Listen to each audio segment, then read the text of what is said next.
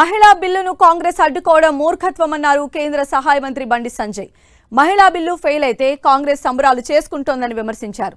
కాళేశ్వరంపై CM Revanth మాట మార్చారని, BRS Congress రెండు ఒక్కటేనన్నారు. గొప్ప పని చేసినా చెప్పుకుంటున్నాడు ఇలా. కానీ గ్రామ స్థాయిలో, కింది స్థాయిలో, గ్రౌండ్ స్థాయిలో మహిళలు ఆయన విషయంలో ఏ విధంగా చీదరించుకుంటారు, ఏ విధంగా తిట్టుకుంటారో పాప ఆయనకు తెలుస్తలేదు. ఆయన ఇంటర్వ్యూస్లో చెప్తలేదు పాప ఆయనకు. నేను చాలా పెద్దగా అయిపోయినా, ఢిల్లీని శాసించేది నేనే, తొందర అవకాశం దొరికితే రాహుల్ గాంధీ ప్లేస్లో కూర్చోవాలని నేను ఆయన ఆలోచన కదే. ఎందుకంటే రాహుల్ గాంధీకి ఏం తెలియదు కాబట్టి ఆ ప్లేస్లో కూర్చోవాలని చెప్పి తాపత్రయపడుతుంటే రాష్ట్ర ముఖ్యమంత్రి కాదు. మహిళలకు ప్రాతినిధ్యం కల్పించాలని చెప్పి ఒక ఆలోచనతో నరేంద్ర మోడీ ప్రభుత్వం ప్రయత్నిస్తే ఇలా కాంగ్రెస్ పార్టీ, ఇలా ఇండియా అలయన్స్ పార్టీస్ అన్నీ కూడా ఇలా అడ్డుకోవడం దీనంత మూర్ఖత్వం ఇంకోటి కాదు. మొదటి నుంచి కూడా కాంగ్రెస్ పార్టీ మహిళా వ్యతిరేకి. మొదటి నుంచి కూడా మహిళా బిల్లును అడ్డుకుంటున్న పార్టీ కాంగ్రెస్ పార్టీ. దానికి వంత పాడుతున్న పార్టీలు ఈ పార్టీలు. వీళ్ళకి ఏంటంటే కాంగ్రెస్ పార్టీలకు ఏంటంటే మహిళల అభివృద్ధి అంటే సోనియా గాంధీ, ఇందిరాగాంధీ, ప్రియాంక గాంధీ వీళ్ళ ముగ్గురికి పోస్టులు ఇచ్చి వీళ్ళ ముగ్గురు అభివృద్ధి చెందితే మొత్తం మహిళలు అభివృద్ధి చెందినట్టే. వారసత్వ పార్టీలు ఇవి. ఇవాళ దేశ జనాభా ఎంత? 140 కోట్ల జనాభా. 57 కోట్లు ఉన్నప్పుడు 543 సీట్లు అంటే మరి 140 కోట్ల జనాభా మూడింతలు పెరిగింది. మరి ఎన్ని పార్లమెంట్ సీట్లు ఉండాలి? దానికి అనుగుణంగా పెరిగాలా లేదా?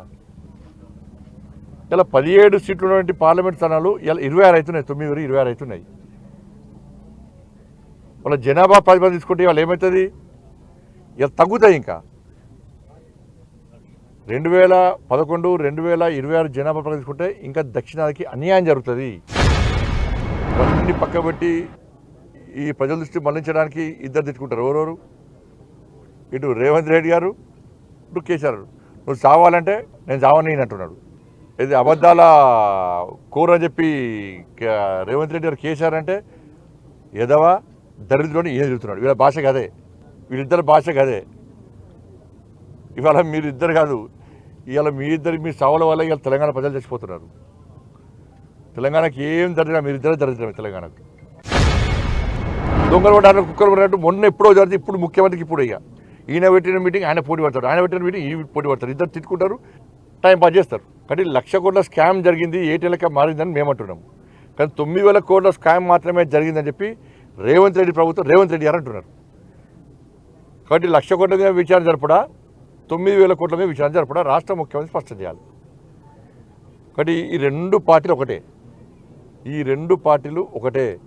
ఎందుకంటే వీళ్ళ అవినీతికి వాళ్ళు ప్రోత్సహిస్తున్నారు, వీళ్ళ 6 గ్యారెంటీల మీద వాళ్ళు ప్రశ్నించే ప్రయత్నం చేస్తలేరు. మంత్రులు ఎవరు గవర్నమెంట్లో అయ్యారు? ఎవరు గవర్నమెంట్లో అయ్యారు? కాంగ్రెస్ అప్పుడు టీఆర్ఎస్ కలిసింది కదా, మేము కలిసాం. ఎప్పుడైనా కలిసి ఉండేది మీరు, రేపు కలిసేది మీరు. ఇప్పుడు రేవంత్ రెడ్డి భయం అదే కదా. ఇప్పుడు మళ్ళీ జమిలీ ఎలక్షన్స్ వస్తే, ఎమ్మెల్యే పార్లమెంట్ ఎలక్షన్ కలిసి వస్తే నాకు కొంప కొల్లేరవుతుంది.